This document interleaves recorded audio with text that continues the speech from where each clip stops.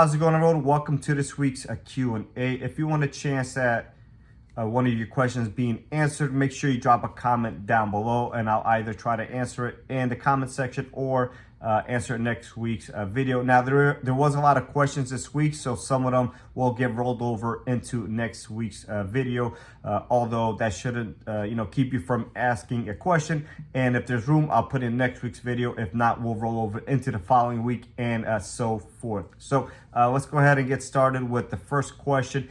And it is, which fluids do I recommend staying OEM and which ones is okay to go aftermarket? So I'll start off with obviously engine oil. You could go ahead and pick whatever oil you want.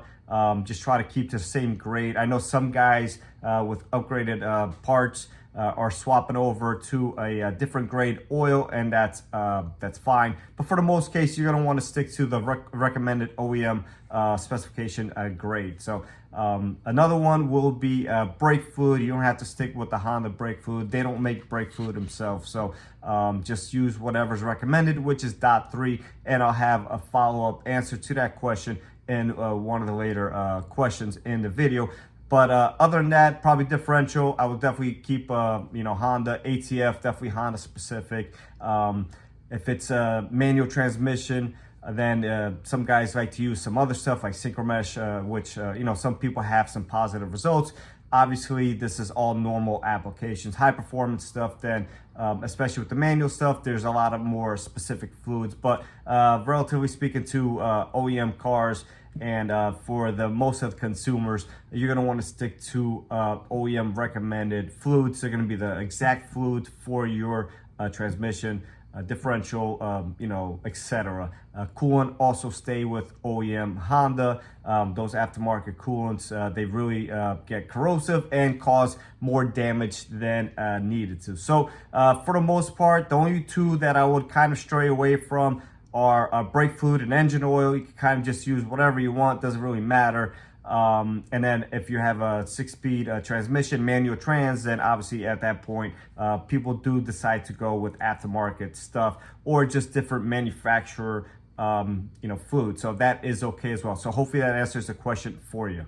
Okay, so the next question is, what are some anti-theft devices or some precautions that you could use? So without giving out too many specifics, because obviously that would be kind of counterproductive, and you never know who's watching these videos, right? So if you could get some sort of a wheel boot, we know Honda thefts are up, specifically, the high performance cars, the Type Rs and Type Ss are being stolen a lot. So again, a wheel boot is always a good idea, and none of this is going to stop them. If they want to get your car, they're going to get it, but as many items as you could possibly make their job harder, then obviously that's going to make it more difficult for them, and maybe they'll even walk away from the car or whatnot. But a wheel boot is a good idea. Some sort of a cut, whether it be ignition or fuel, with some sort of a switch or anything like that would be good. There's also some aftermarket companies making some stuff that you could disarm the car remotely, so that also works really well.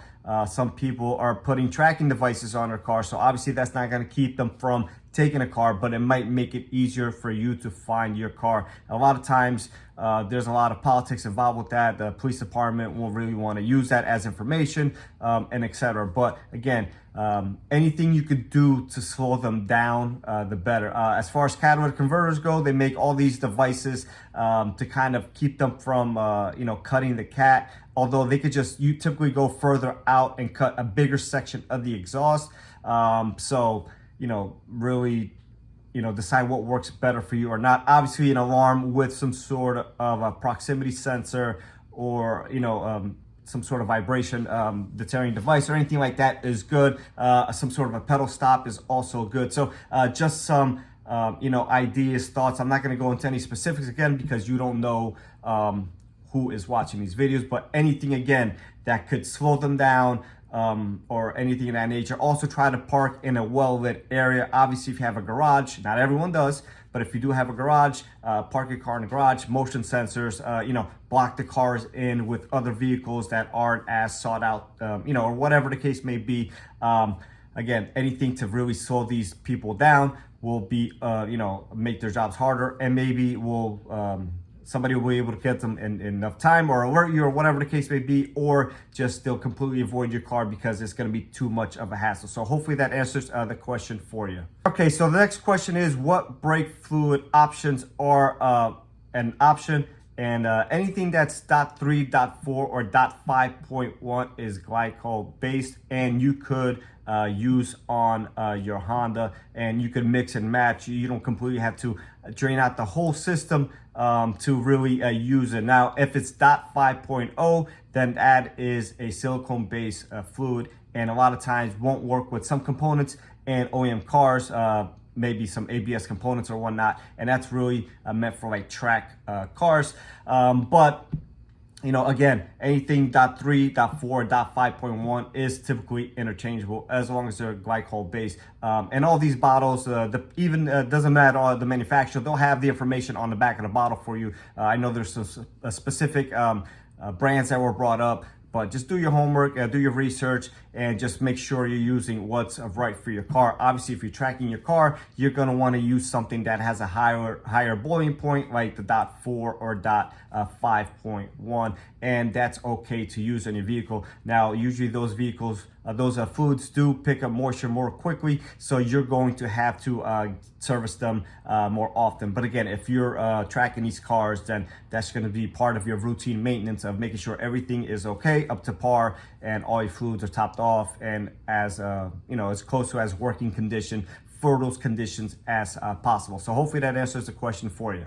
Next question is what is the cold start rattle on the 9th gen SI? And that's not just specific to the SI, that's specific to basically all the K series, and most of them do suffer from these cold start rattles, and 99 out of 100 times it's going to be the VTC actuator or the VTC gear, whatever you want to call it. And some of them did have an updated part design. A lot of times what makes these go bad, in my opinion, is these extended oil changes and a low oil level. So if you follow Honda's maintenance minder system, it really kicks down and extends these oil change intervals, which in my opinion is making these parts fail prematurely and really the root of the cause of these issues. Now, again, make sure your fluid, your oil level is always up to par and as top, on the top dot as often as possible. Have a routine maintenance of checking it once a month. If you know your oil, your engine's consuming oil, then obviously check it maybe with every tank full of gas or whatever the case may be, depending on the gravity of the oil consumption. Now, a lot of times when we change these gears and the engine is consuming oil, it's just gonna damage the new gear anyway. So if you have one of these rattles and you've kind of isolated to the cold start, and it ends up being the gear, then and your car is not consuming oil, then it's just the gear has gone bad. But if it's consuming oil and you top off the oil and it stops making oil, the rattle, then it's just because it was low on oil and it's just draining from the gear and it's rattling until the gear fills back up with oil. So that's just some of the things to look out for. But yeah, 99 out of 100 times it's the VTC gear causing us rattle. No, on the newer K24W engines, the Earth Dreams engines, it's a timing chain tensioner causing a rattle and not the VTC gear. So I plan on having a video on how to change that tensioner as soon as I have another one to do. I've been meaning to do it for months,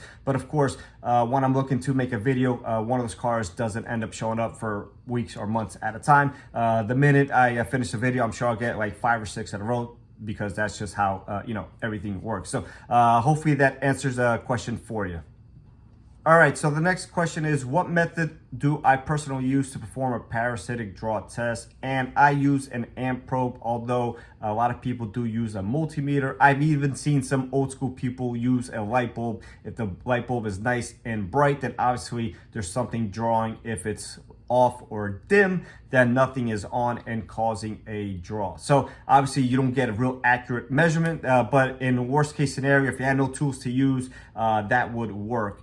And if you're not sure what a parasitic draw is, it's basically something is staying on when the vehicle is off and it's draining the battery, causing your battery to die the car sits for extended period of time, you know, a couple days. Sometimes if it's real aggressive, it will kill a battery within hours or overnight. So obviously, if you have one of those situations going on, it's you know, imperative that you have one of these tests done. A lot of people think it's just a battery or an alternator and spend all this money, and at the end of the day ends up being a relay keeping your AC compressor on, which is super common. So that's why I bring up that example. So obviously a relay, it's going to be 20-30 bucks if you end up replacing a battery and an alternator. Although the battery, once you kill it enough times, it will need to be replaced anyways. But if you end up replacing an alternator for a couple $100 and it ends up just being a relay, you're obviously going to kick yourself in the behind, and you're going to have to get the car fixed anyways. So if you notice your car is dying a lot overnight and your battery is newer,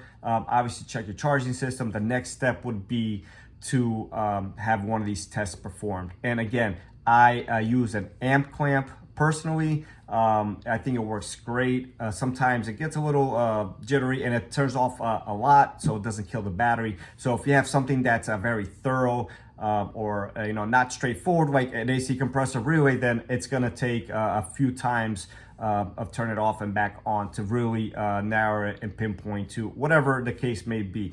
But again, a multimeter is fine. And in a worst case scenario, if you happen to have no tools and you're at home, you could use a light bulb. If you guys want me to show you kind of how to perform this on a more detailed video, drop a comment down below, and I'll try to get one of those videos out to you. And if I can, I'll even use all three methods, which I think will be kind of cool to, again, give you some options. And depending on your skill level and the tools you have for you don't have to go out buy a multimeter if you don't have to, and it's something real simple. So once again, that's going to be it for this video, guys, and I'll catch you on the next one.